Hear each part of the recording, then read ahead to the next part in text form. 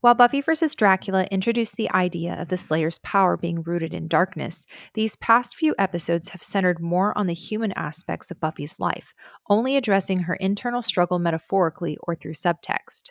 Relationships, family, and even illnesses have all been at the forefront of the season so far, yet episode 7 masterfully brings the focus back to the nature of the Slayer while also confronting Buffy with her most human challenge yet: mortality. The narrative choice to make the episode from Spike's point of view is a clever one, as his attempts to define Buffy's Slayer power through his own vampiric one calls back to Dracula and his seduction. As with Dracula, Spike is charming, charismatic, and persuasive, speaking with such passion and conviction that, like Buffy, we as the viewer are tempted to take his words at face value. Combined with flashy transitions, clever dialogue, and James Marsters' cheekbones, viewers can and often do miss the underlying message of the episode. The title Fool for Love was taken from a Sam Shepard play of the same name.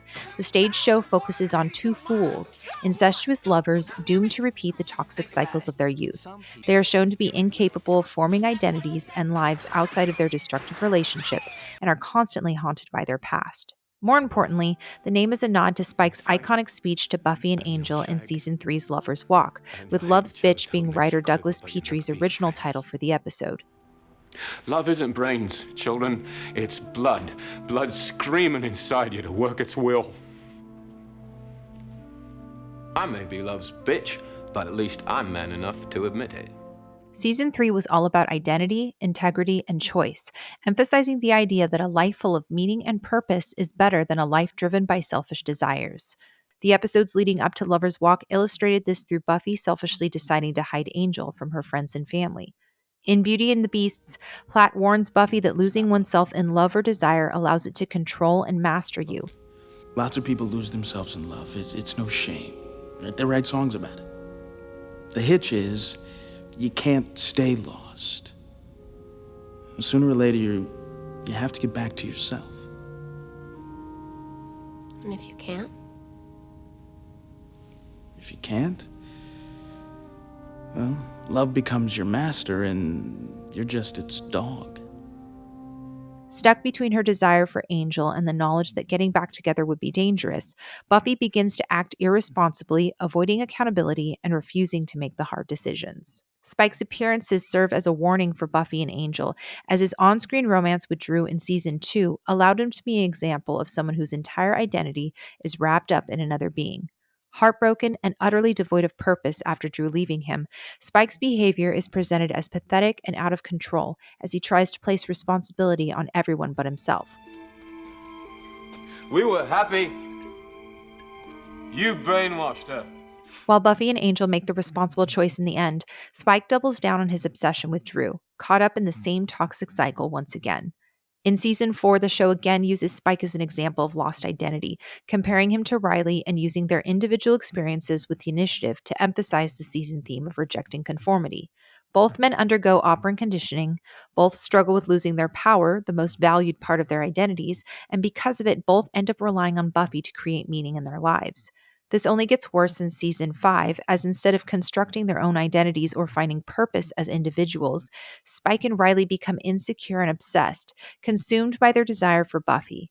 In contrast, Buffy is shown to be at the height of her personal and Slayer lives. Even as she wrestles with understanding the nature of her power, Buffy's sense of purpose is sure, while Riley and Spike live in her shadow, chasing danger for a synthetic version of purpose. Why do I even bother to show up? Spike, what are you doing here? Fool for Love reveals that this is a pattern in Spike's life, and ultimately is what leads to his downfall, as the episode uses his backstory to paint a picture of a man desperate for approval and purpose, but unable to attain it. Rejected by Cecily because of status, William willingly and enthusiastically allows Drew to turn him, drawn in by her promises of glory and strength. Yet in becoming a vampire, he loses all agency and hope for change, literally and metaphorically being consumed by desire.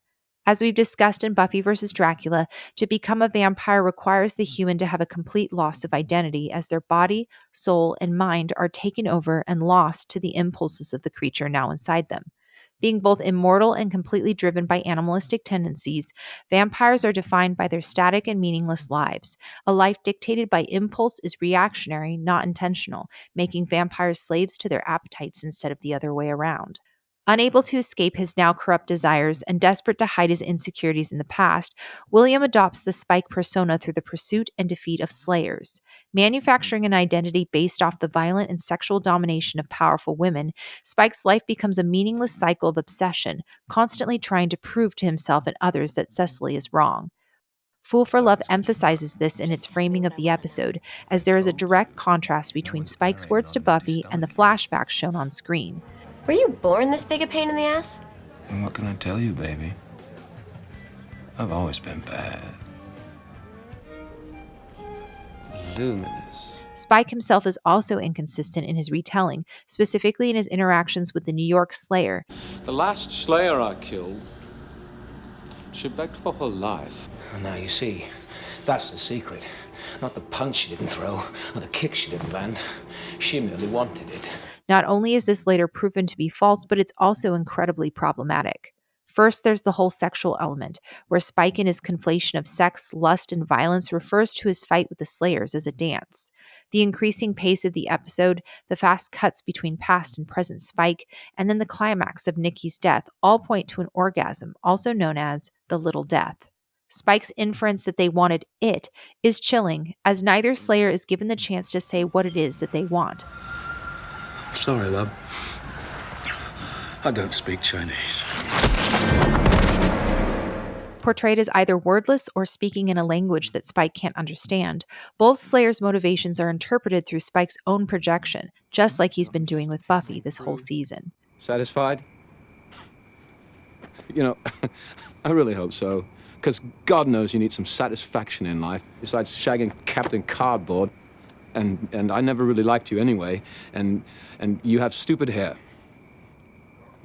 In saying that the Slayers wanted to die, Spike is accusing them and Buffy by association of choosing death over their calling, and thereby rejecting their responsibilities as Slayer. By doing this, he's attempting to absolve himself of the moral responsibility for their deaths, and is putting himself and Slayers on a more even moral ground. He continues this by comparing Buffy's desires to his own, his words hitting home not necessarily because they're true, but because Buffy fears that they are. By casting doubt about the darkness in Buffy's nature and its resemblance to his own, Spike attempts to bring into question the Slayer's purpose. How many, my kind, reckon you've done? Not enough. And we just keep coming. But you can kill 100, 1,000, 1,000,000, and the armies of hell besides. And all we need is for one of us, just one, sooner or later, to have the thing we're all hoping for. If he and Buffy are the same, then it justifies his own decisions in life and invalidates her mission. Tear down the Slayer, convince her of her inherent wrongness, tempt her with desires, and then he's got a chance at one good day.